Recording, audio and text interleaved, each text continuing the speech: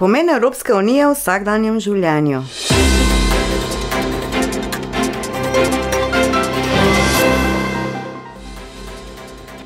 Pozdravljeni v evropskih stoječih novicah. Spet jaz. Ja, saj vem, da vam tega ni za poslušati zdaj, ker so olimpijske igre v Tokiju. Mediji pa, če že kaj, poročajo o tem, katera se je kje zgoraj brez slikala. Pa kje so vse znane osebe dopustovale? Tudi tiste, za katere sploh niste še nikoli slišali. Samo če so mediji rekli, da so znane, potem menda že so. Menda so se tisti, ki imajo velik IQ, že cepili. Tisti z manjšim pa še čakajo na nek nov update, vmešajo cepivo, potem se bodo pa oni tudi. Ne vem zdaj, če je to res.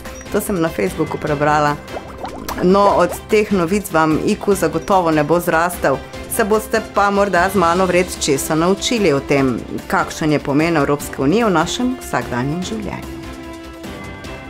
Poletje je čas potovanj.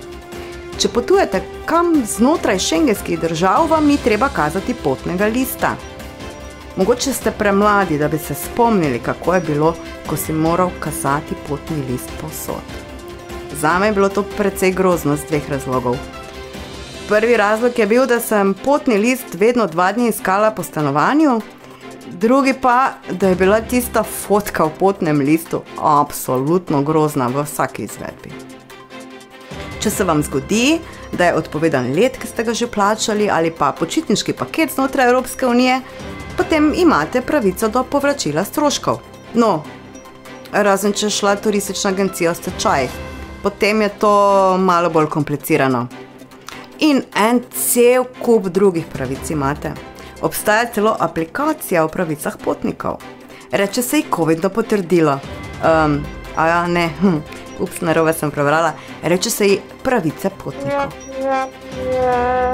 Če potovanje ni odpovedano in vam celo uspe kam priti, potem je dobro imeti s seboj evropsko kartico zdravstvenega zavarovanja. Za vsak slučaj, če bi potrebovali zdravniško pomoč. Črpanje želodca sicer mislim, da je povsod plačljivo.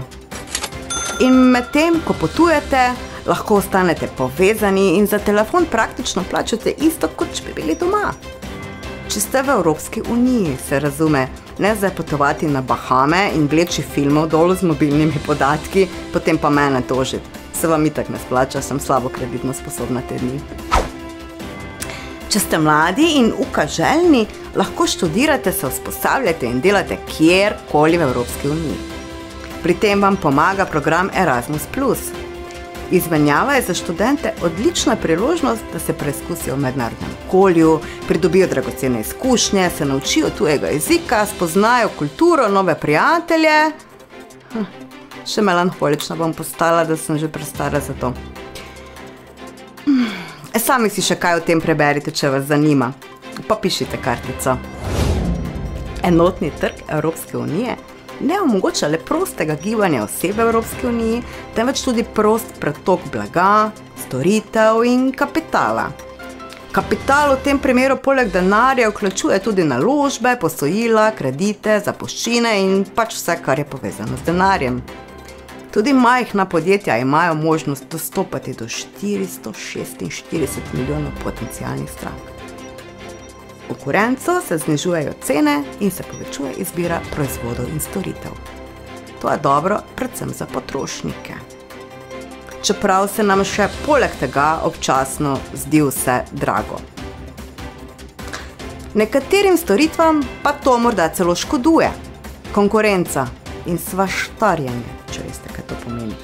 To je to, vsi mislijo, da vse vedo, kvaliteta storitev sicer pada, ampak za kupca je najcenejši vedno najbolj zanimiv.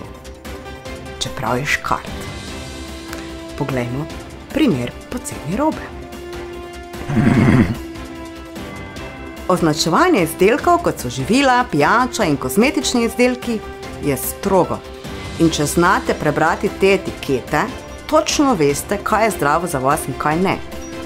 Poleg oznake KCAL, ki ni edina relevantna. Kot potrošniki smo zaščiteni kot sibirski medvedi. Elektronske naprave imajo 2-letno garancijo. namerne poškodbe so pri tem izvzete. Če vam grem že na živce, ne mečite telefona, ki je še v garanciji ob zid, ker ne boste dobili novega. Blago kupljeno na daljavo ali po telefonu lahko vrnete v 14 dneh in dobite denar nazaj. Pojedena hrana je pri tem seveda izvzeta.